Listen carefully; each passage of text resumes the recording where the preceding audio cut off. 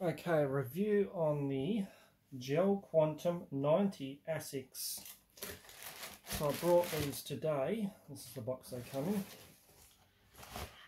in. GEL-QUANTUM, size 10, USA. Actually, Australia is the same as USA. Isn't that weird?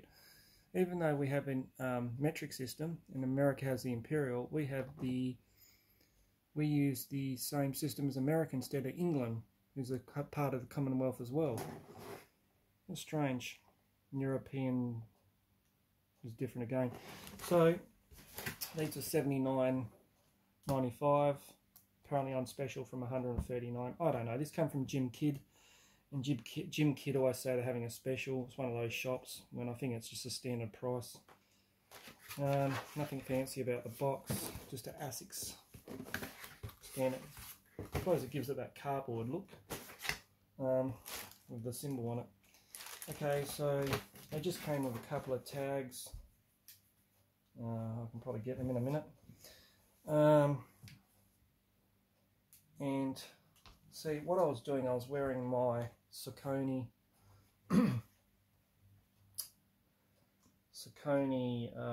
trail runners.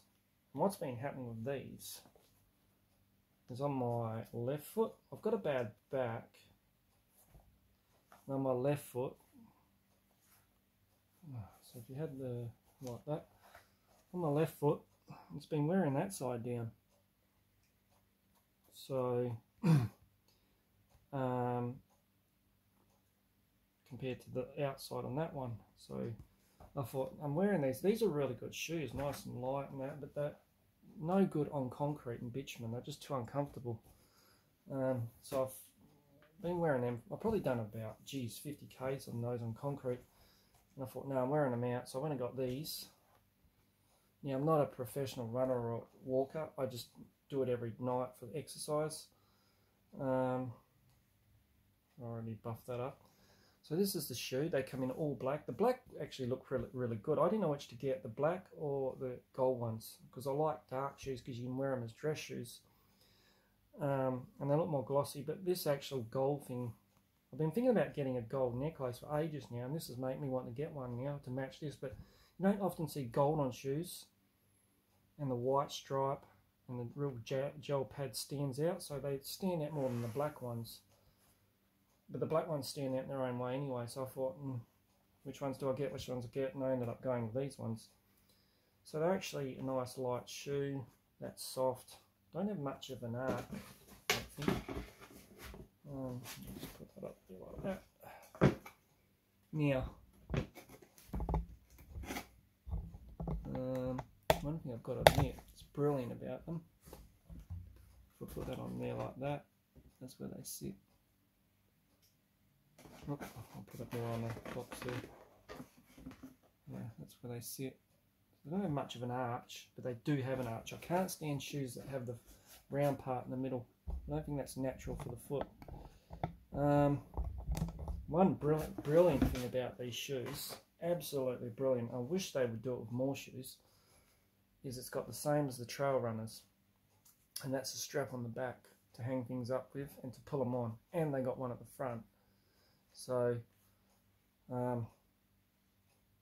yeah, that is really handy. So the front tip goes right up, lots of grip. I mean, you could probably use these as trail runners. I can feel the difference when I walk on grass compared to the trail runners, that these don't have as much, they're not designed, I mean, not comparing them to the shoe on itself, but even the same other type of shoes, walkers and runners, that, I mean, that feels a lot more safer on grass. So for me, I just wore them. The only thing I found, and I'm not used to, I found like this was trying to slip off, even though they're a correct fit. 9.5 would suit me, and these are a 10. 9 were too small, and even with the 9s I felt this loose around here, but I can't remember if that's just part of a new shoe because it's glossy and needs to wear in. But they feel good, they do look good, and I just went for my first walk in them, 2 Ks, and mainly went up there to do some chin-ups, and I must admit they felt comfortable. And the gel there, that actually feels good. It actually feels like gel on the outside rather than just feel like plastic with gel hiding inside. Because some of these gel ASICs, you can't even tell if they've got gel in them. You can push down on there and you can't even feel it, but that at least looks like gel's there. Yeah, you can see the gel. So it's got a nice, it hasn't got much of an arc up the back, or grip up the back, curve I mean, but it's got a unique pattern there going around. But it still blends, it still has a slight curve, so I like them, they're good.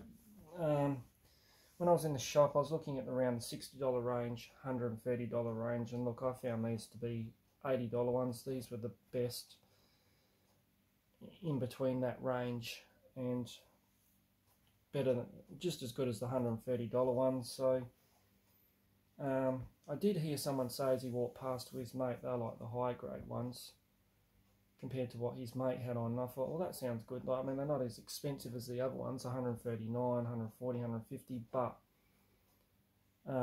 they still, for someone to walk past and say they're of the higher grade, it was pretty good. So I thought, yep, all signs when I was, for me to go and buy a shoe, walking around the shop, the shoe's got to stand out and speak to you, and they do. That, I've always wondered how people pick their shoes, and that's the way I find that they just stand out to you.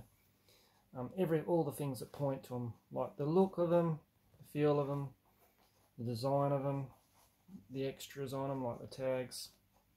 I put them on, they felt better than the other shoes. Picking up the other shoes, they felt cheap and nasty. So yeah, but I could tell straight away they have a comfortable feel. I felt like I wanted to go for a run in them. They're classified as, can't remember what they're classified as, but I'm not good on shoes, but there's like a different classifications. I think it's called support and neutral or something like that, meaning that you're and that's why I went, and these are supposed to be that neutral classification, if that's the word I'm looking for, and which means that when I looked it up,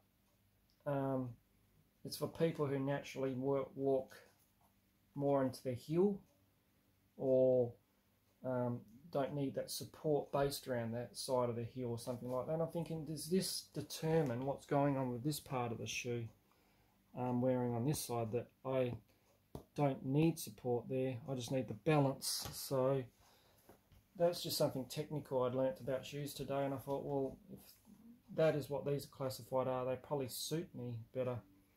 But I'm going to experiment with that, because there's so much technicality into buying shoes, you know, and even if you found all the stuff that matches what you want, there's going to be something else that it doesn't have, that another shoe's got, and then that's going to not have something that you need. So you've got to find that something that's all round. So yeah, the main thing was with this review, like I said, I'm not a professional shoe person. To me, I've done enough walking and running though to know that it's going to work for me, and these work quite good. Best all-round shoe for the money, I would say. Yeah, and this part actually feels a bit more firm and solid than the $60 range. It doesn't look as cheap, and like I say, it's cheap and nasty on all the parts of the shoe. And just a tag in there.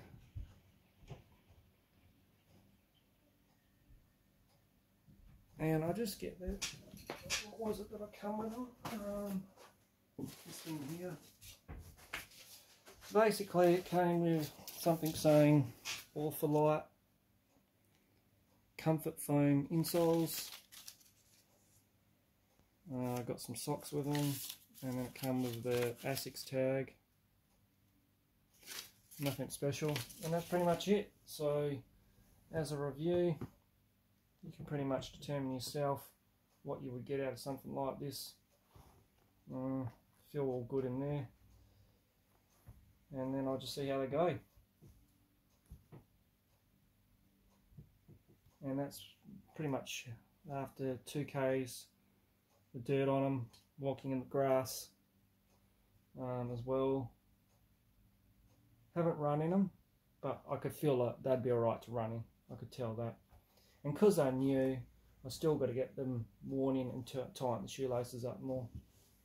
But yeah, I tried some of the others on and wasn't impressed by them, but these just, like I said, they spoke to me. Same as these Excursions when I brought them, they spoke to me against other shoes. And that's that.